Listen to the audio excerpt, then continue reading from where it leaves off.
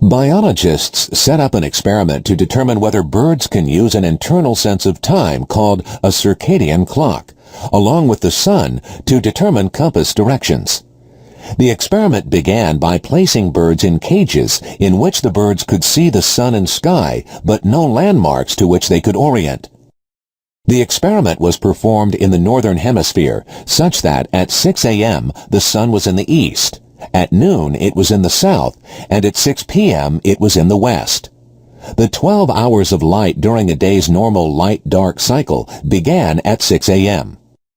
A number of food bins were arranged around the outside of the cage.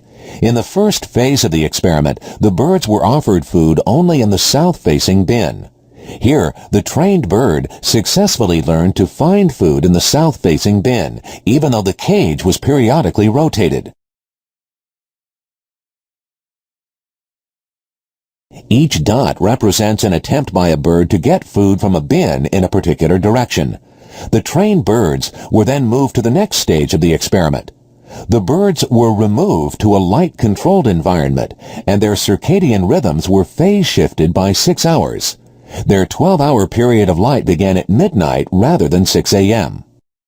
The birds were exposed to 2 weeks in the phase-shifted light-dark cycle and then returned to the circular cages.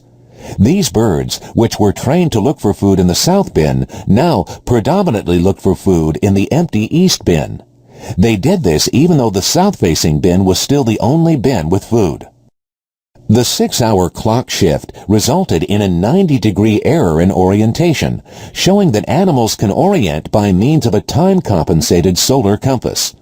At sunrise, the birds' internal clocks were striking noon, a time at which the birds had previously found food in the bin located toward the sun. Now this direction is to the east.